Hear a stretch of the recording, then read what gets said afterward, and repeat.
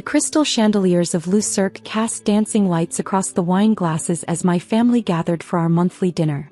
I twisted the sapphire ring on my finger, a habit I'd developed since acquiring it 3 months ago. "Really, Victoria?" my sister Charlotte drawled, gesturing to my ring with her fork. "Still wearing that costume piece to family dinner?" I smiled quietly, sipping my water. The deep blue stone caught the light, its history hidden beneath centuries of royal secrets. "Let her play dress up," Mom sighed, adjusting her genuine but considerably smaller diamonds. "Though darling, at 32 shouldn't you be past the stage of wearing fake jewelry?" "It's not fake," I said softly, knowing they wouldn't believe me anyway. My phone buzzed. Another message from Sotheby's about tonight's auction. "Please." Charlotte scoffed, her own engagement ring, a recent acquisition from her investment banker fiancé, sparkling ostentatiously. "That's supposedly what, 3 carats? In that setting, you can barely afford your apartment rent." Dad peered at my hand over his wine glass. "Where did you get it anyway?" "One of those vintage shops you're always haunting." "And estate sale," I replied truthfully, omitting that the estate had belonged to European royalty, and the sale had involved 3 governments and a team of historians. "Estate sale." Charlotte laughed. "You mean a yard sale? Probably brass with blue glass. Though I must admit it's a decent replica." My phone buzzed again. The auction would start in 20 minutes, right here at Le Cirque's private room. My family had no idea why I'd insisted on this particular venue for dinner. "Victoria still plays with her little antique business," Mom told Charlotte's fiancé James, who was new to these family dinners. "Nothing significant, of course. Just small pieces, costume jewelry." "Actually," I began, but Charlotte cut me off. "Remember when she thought she'd found a rare brooch at that flea market?" She smirked. "Turned out to be plastic." I did remember, just as I remembered the years of studying, the countless hours researching provenances, the quiet deals that had built my reputation among the world's most exclusive collectors. "At least your sister has a real job," Dad said to Charlotte. "Junior VP at her age. That's something to be proud of." The room's doors opened as hotel staff began setting up additional chairs. My family didn't notice, too busy dissecting my career choices. "Speaking of jobs," Charlotte turned to James, "did I tell you about my promotion? Full VP by next quarter." Meanwhile, Victoria's still playing treasure hunter.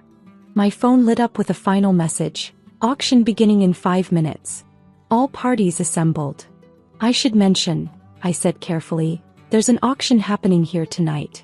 We might want to stay for it." "An auction? Here?" Mom looked around as people in expensive suits began filing into the room. What could they possibly be auctioning at Le Cirque? "The Royal Sapphire Collection," I said quietly, watching their faces. "Lost for 60 years until it resurfaced 3 months ago." Dad frowned at his wine. "That story was all over the news. Some expert found it in a private collection. But what does that have to do with?" He stopped as the auctioneer took his position at the front of the room, now filled with the world's premier jewelry collectors and museum curators. "Ladies and gentlemen," the auctioneer began, "welcome to this historic evening. Our first lot, the Royal Sapphire Collection, recently authenticated and presented for the first time in 6 decades. Charlotte's smirk froze as the auctioneer continued. "Discovered and authenticated by renowned expert Ms. Victoria Winters, who successfully traced its provenance through 3 continents." "Victoria," Mom whispered, her voice faint. "The centerpiece," the auctioneer announced, "is currently being worn by Ms. Winters herself, the famous midnight sapphire, last seen at the coronation of 1953. All eyes turned to my hand where the ring, my ring, suddenly looked very different to my stunned family. Opening bid, $20 million.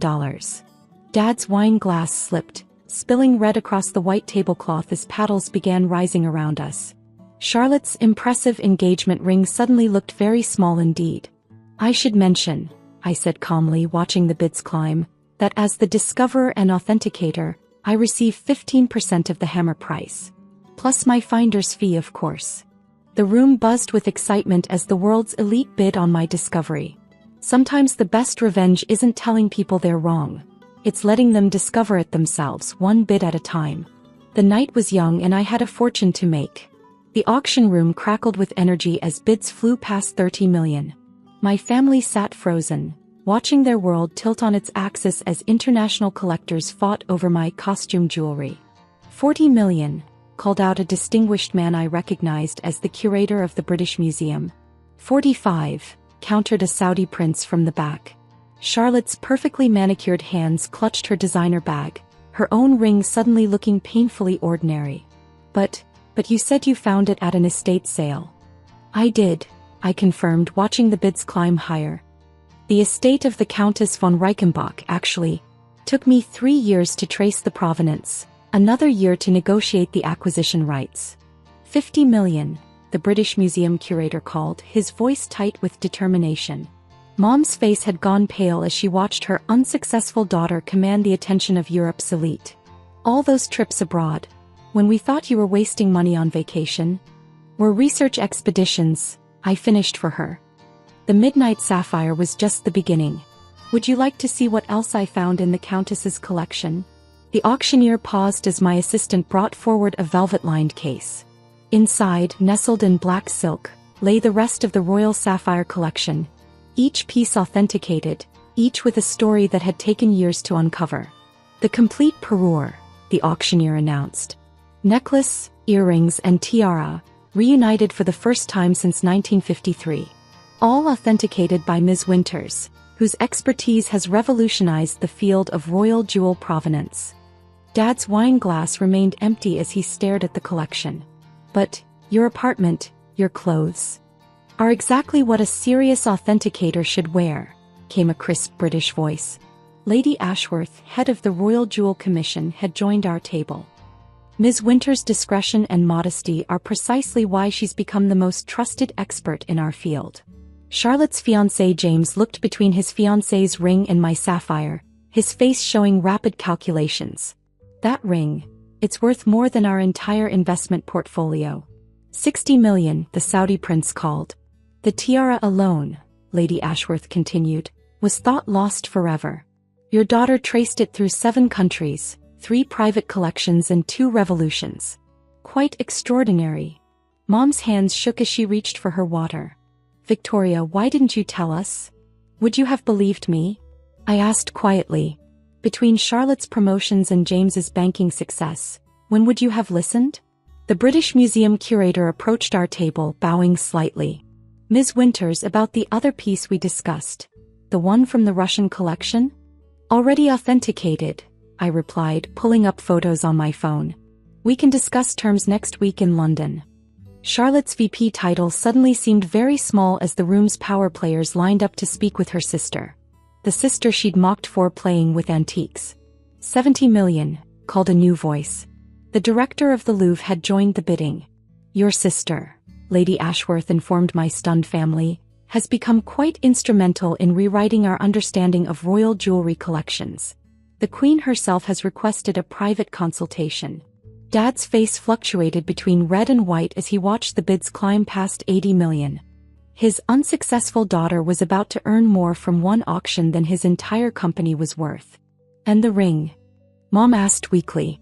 Is historically priceless, I explained, though I expect it will sell for around 90 million. Plus my fees, of course. 95 million, the Saudi prince called out, causing Charlotte to choke on her wine. I should mention, I added, watching the color drain from my sister's face, that this is just the first lot. I have 3 more collections coming up for auction next month at Christie's. The auctioneer's voice cut through the chaos. Final call, $100 million from the British Museum. Going once. Mom's perfectly maintained composure cracked. All those times we told you to get a real job. I had one, I smiled, watching the gavel prepare to fall. I was just playing a longer game than corporate promotions or investment banking. Sold. The gavel crashed down. To the British Museum for $100 million. The Royal Sapphire Collection, authenticated and presented by Ms. Victoria Winters. As applause filled the room, I caught Charlotte's eye. Her impressive promotion paled against what I'd just accomplished in one evening. Now, I said, standing to accept congratulations from the world's elite collectors, shall we discuss the Russian collection? I believe the Hermitage Museum representatives are eager to start bidding. The morning papers splashed my name across their headlines: Hidden Treasure Hunter, How Victoria Winters Became the Queen of Royal Jewels. I sat in my modest apartment, chosen for its proximity to the world's premier auction houses, reading the coverage while my family's text messages flooded my phone. The Queen's office called, my assistant announced. They've moved up your appointment to next week. The Duchess of Cambridge's sapphires need authentication. Book the flight, I replied, touching the newest ring on my finger, a Russian imperial piece I'd tracked down in a Siberian vault. Next month's auction would make tonight's look modest. Mom's message caught my eye. Darling, we were so wrong. Your sister's promotion dinner is tonight. Would you consider coming? I smiled, typing my response. Can't. Meeting with the Emperor of Japan's curator about a lost crown jewel. Maybe next time. Charlotte had also texted. That ring, it wasn't costume jewelry, was it? No, I replied simply, attaching a photo of me with the Queen's jeweler. Neither is this one. Or the next 3 I'm authenticating for Cartier. The final message was from Dad.